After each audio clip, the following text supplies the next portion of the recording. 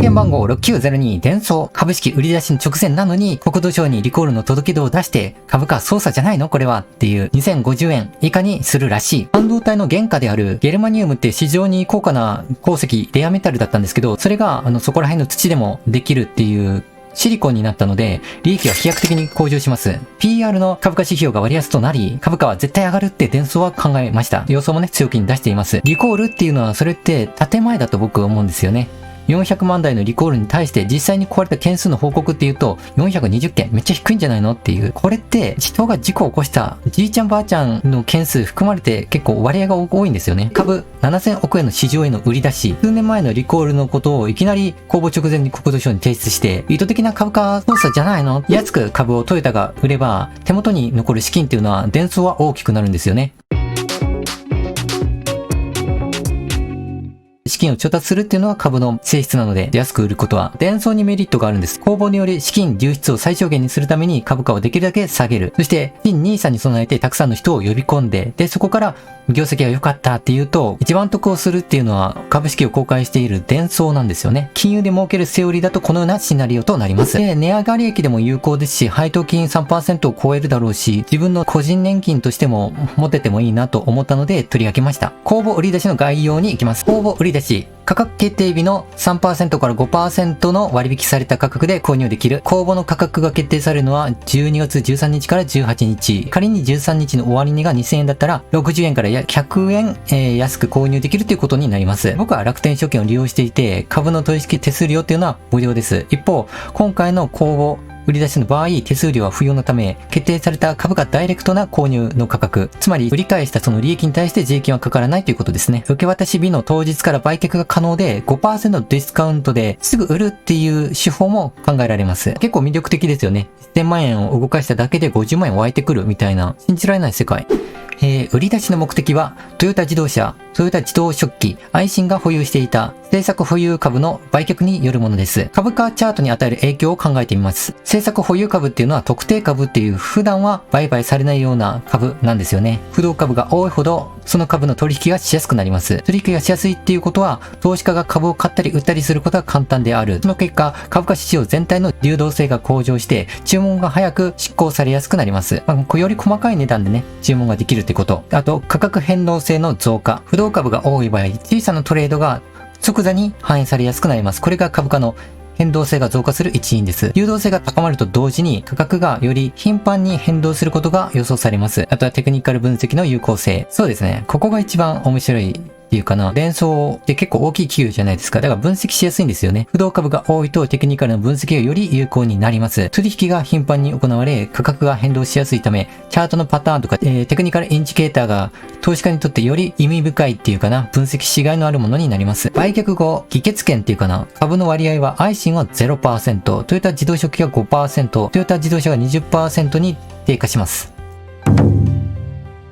配当金を見ていきましょう。特定の企業が長期で持っていた株7000億円規模が市場に流通するため、不動株にデンソー全体の 10% が市場に出回ることになります。時価総額が6兆円ちょっとなんで結構な額ですよね。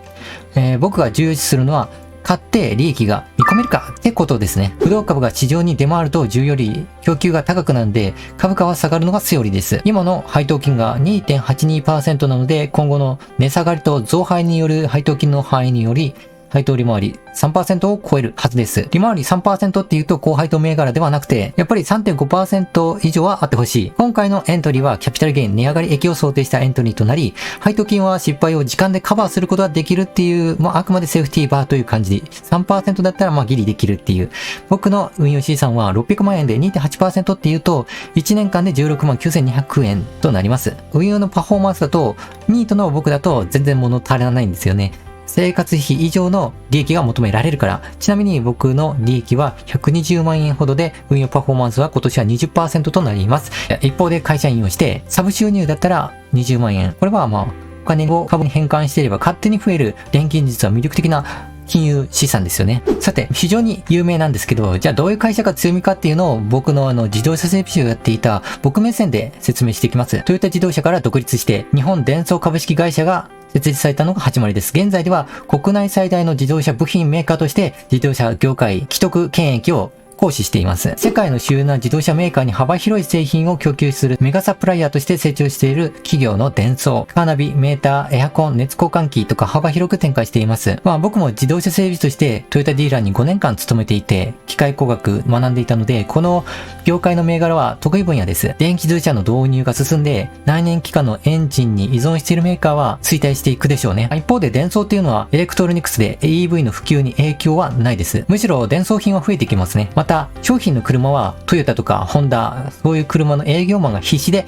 売るのを見てきましたから、結構お気楽な会社だなというイメージです。僕もこんな注文が来るだけで儲けるっていう交換はエンジニアが行うから、デンソーは指示するだけ。そんな職場行きたいなぁと自動車整備時代ずっと願っておりました。業績、売上はトヨタグループで5割を占め、安全を確保している中核の企業です。一方で、独立色も強くて、国内メーカー全般、グローバルメーカーにも幅広く取引しています。自動車の部品国内トップで、世界規模で見てもドイツのボッシュについて、世界第2位の規模を誇ります。自動車部品は今後変化することなく、仮に新しい素材が流行ったとしても、国家規模のデンソーは惜しもなく予算を投入してくるから、不動の地位っていうのは今後も動くことは今の情報では考えられません。自動車整備士をやっていた僕の目線で言うと、デンソーの利益って跳ね上がると思うんですよね。デンソーの業績予想を見ると、利益が跳ね上がっています。これは業界の質じゃないとわからないと思うんです。原材料が大幅に改善されます。デンソー、なんでそんな強気の業績予想を出しているのか。デンソー物資のほとんどの製品に使われているのが半導体。その半導体の主成分がゲルマニウムという鉱石。ゲルマニウムは自然界の鉱石などが抽出される半導体の物質です。半導体っていうのは条件によって電気を通したり通さなかったりする特性のことで、ゲルマニウムは温度が32度、ちょうど人の体温くらいにね、持ってると溶けてくるっていう面白い物質なんですよ。電気も通すようになるっていう。1885年にドイツの科学者のウィンクラーによって発見されました。現在地球上に存在する元素は120個ほど確認されていて、ゲルマニウムはその周期は32番目。とにかくね、この鉱石っていうのは地球上にわずかしか存在しない。この写真のようにインゴットのようにまとまった石のような形で自然界に存在するわけでもないし、なかなかお目にかからないと思うんですよね。鉱石や土などで微量ずつ含まれるゲルマニウムを集めて抽出して、そのようなインゴットの形状に形成して、そのため希少性があって価格も高価なのが特徴です。地球上にわずかしか存在しないから、採掘量が限定されるため、レアメタル、希少金属、そして金やプラチナのように市場の相場で取引されている。そこで革命が起こったんですよね。ゲルマニウム、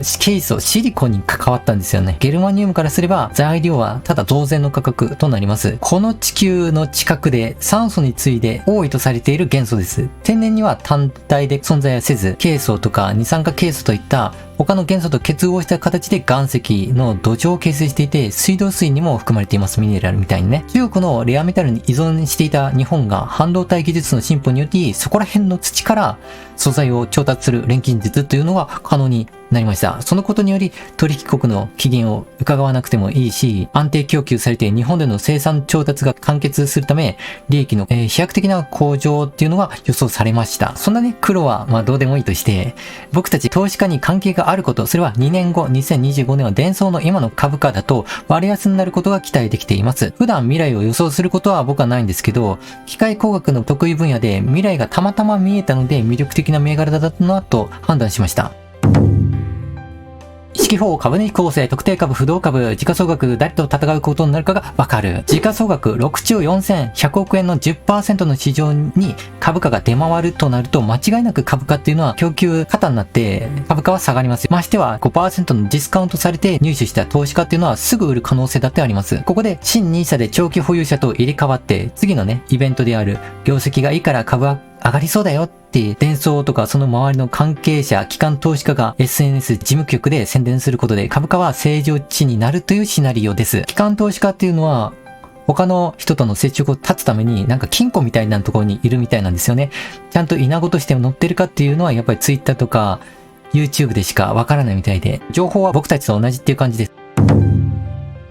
信用倍率の変化、個人投資家が変わっているのか足音がわかる。一般投資家が売りと買いで大いに盛り上がっている状態です。やっぱり僕の今後のしばらく下がると思っている投資家が2倍くらいいる。しかも12月1日のリコールがニュースになる前なので、信用売りで先圧力が加速すると思うんです。この規模からすると機関投資家が信用取引を行うという珍しいパターンかなとも。今回のニュースで株式分割やら公募の売り出し、400万台のリコールとか、注目が今最も盛り上がる、注目されて人間の意識が最も盛り上がっているフェーズですからね。今買うのは非常に危ない。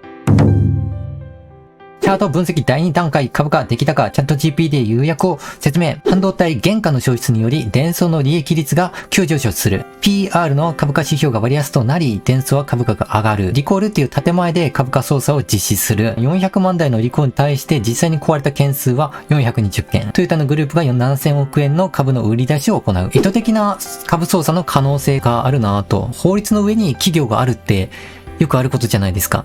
トヨタが株を安く売れば手元に残る資金が多くなってデンソー側にメリットがある。公募による資金流出を最小限にするために株価を下げるっていう可能性。みんなをまとめて、で、業績が良かったよっていう株価を上げていくと、多い株で価格が上がっていくから、一番メリットがあるのがデンソー。金融で儲けるセオリーに基づくシナリオです。やっぱりこの公募売り出しっていうのが大きいイベントですね。3%、5% のディスカウント。手数料も無料というとすぐ売っちゃう人も多い。トヨタとかなんでそんな今売るのっていうのは、政策の保有株の売却によるもので、不動株の増加が期待されている。で、デンソーはやっぱり自動車部品メーカーとして成長していて、トヨタグループで5割から徴収されている。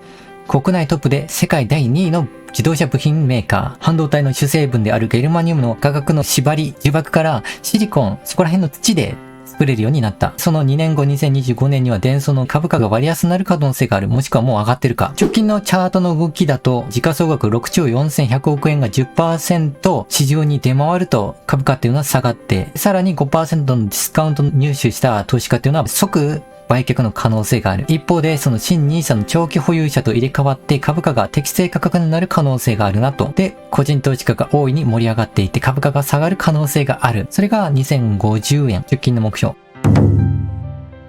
注文価格設定アルゴリズム設定の公開、損切りライン、トレード開始ライン、利益確定下落幅、パーセントの公開。配当利回りは高くないので、値上がりキャピタルゲインを目的として購入します。また、時間でカバーできるように配当利回り 3% の銘柄を選定しました。2050円以下に仕掛けておく。我慢強く耐える。損切りラインは1866円。トレーディング開始のライン、つまり 100% 価値確定っていうのは2173円。利益幅最高値を更新して、そこから 3.5% 下落したら、売却の利益確定を行います。次の銘柄にシフトして資金効率高めていきます。どんどん下がってる間時間もったいないので、ここをもっと知りたいよって方はコメントで要望書いてください。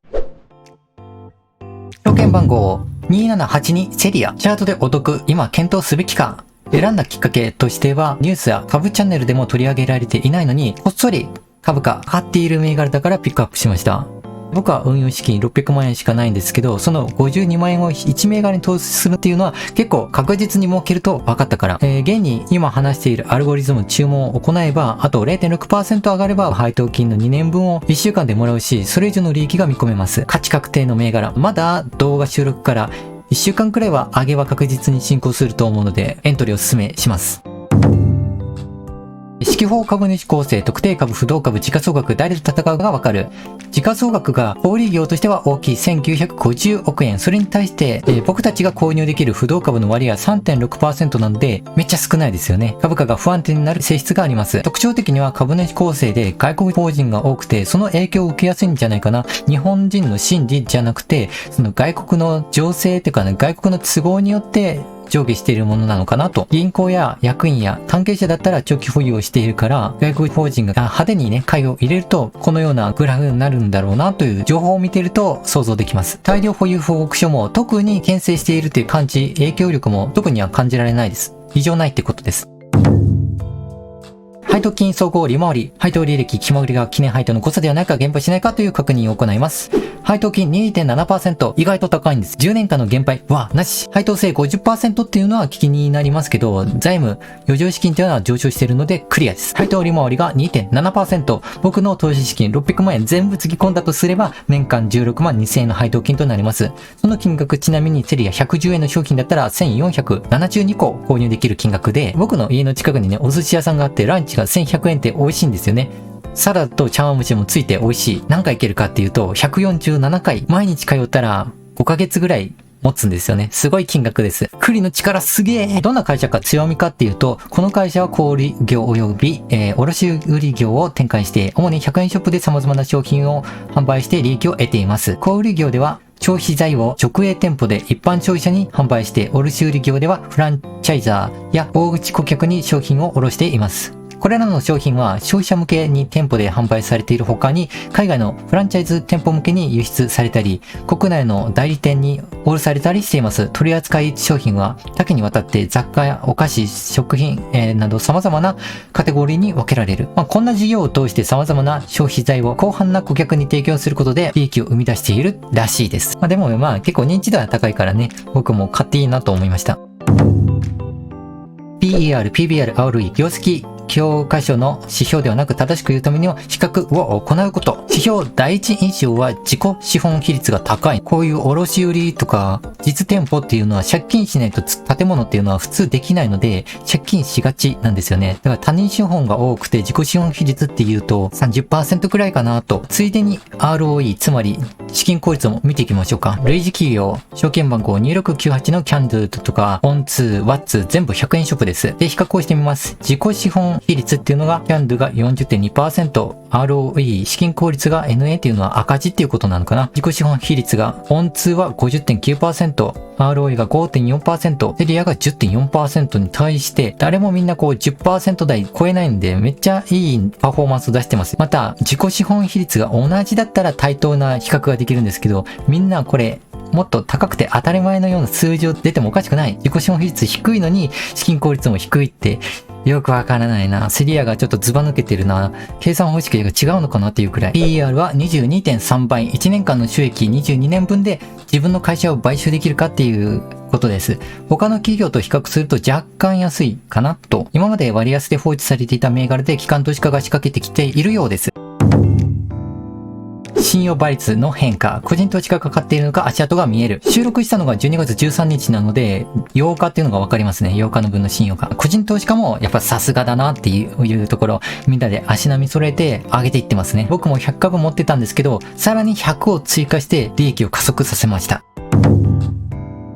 チャート分析第2段階株価的高とかいろいろポイントをまとめていきましょう。選定理由はメディアで取り上げていない株価が上昇している銘柄、人間の意識と今の株価、その乖離を注目しました。株価の動向は今は順張りを形成しつつあり、アルゴリズムを使えば安定した利益を出しやすいかなと思ったところ、配当金財務状況は 2. 何%の配当利回りを持ち、過去10年間で減配の減少がない安定している。財務面では余剰資金が増加しており安定している。で、会社の強みは小売、卸売をしていて、100円ショップで多岐にわたる商品を販売している。有名だから安心して買えるっていう感じですね。財務指標。自己資本比率が類似企業で最も高くて、ROE 資金効率も比較的良好な数字が現れている。PER、他の企業と比較して、安いかなっていう感じ。で、信用倍率と個人投資家の動向。信用倍率とか個人投資家の動きを注視して、一緒に動いてる感じがするなっていうのと、このような情報を考慮して投資判断を行う。様々なリスク要因とか情報の正確性を十分に検討することが重要です。やっぱこれくらい見ないと投資やらない方がいいよね。で、これだけ調べたんだから買っていこう。注文価格設定、アルゴリズム設定の公開を行います。安くなったから買おうかなっていう逆張りは基本負けます。順張りを確認してからエントリーするのが安全です。僕も最高値を更新したから200株購入しています。今度最高値を更新する2634円の順張りでエントリーしたっていうのを仮説します。この値段で指し値を入れておきましょう。いつ落ちるかわかりません。株価を見る時間がないとか、僕はこの時間は寝てることが多いので、損切りを事前に設定しておきます。損切りの値段は2397円。絶対守るように。自分のルールくらいは守ろうね。配当金の3倍くらいの利益が出たら、指し値を自動更新していきます。そのラインっていうのは2792円でトレーディングの発動。最高値から 3.5% 下落。98円下落したら利益の確定。いつ下がるかわからないの株価。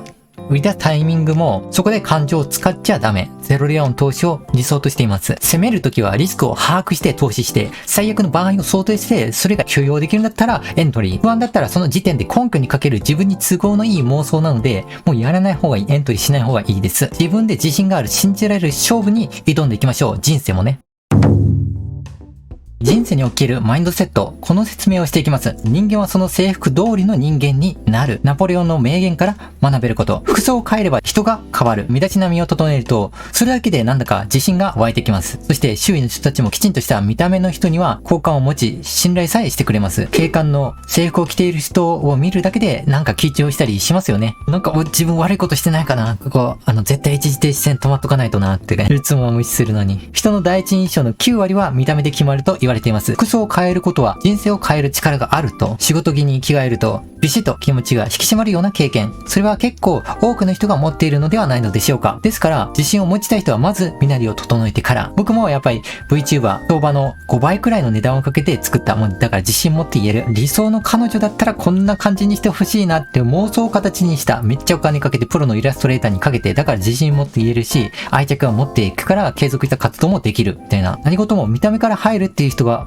いると思うんだけど、これは結構理にかなったものです。ここまで頑張ってたから続けないとなっていう、それは心理現象で言うとサンクコスト効果、別名コンコルド効果っていうものです。人は求められている自分になろうとする。制服という言葉を使って表現されるのは周りから求められる姿ということ。会社員はスーツ、警察は制服、医者は白衣。制服を着ることで人は求められている人物になる。VTuber だってそうです。僕が理想とする彼女として、また人間工学に基づく理想的な女性を設計したものです。彼女を身にまとう制服のようなものです。今まで聞き慣れない概念ではありますけど、VTuber2 万人3万人の人が当たり前のようにそういう肩書きや見た目というものを身にまとっているんですよね。やはり VTuber になるとキャラクターとして振る舞おうかなって意識が目標に向かってきます。それぞれの制服を着ることでその通りの自分になろうと頑張る。自分への自己暗示、洗脳なんですよ。僕は仕事していないニートでも VTuber を身にまとめば1万人の登録者の実力者、VTuber で200人のメンバーシップに支えられている投資家 VTuber のパイオニアという肩書きになります。皆さんも何か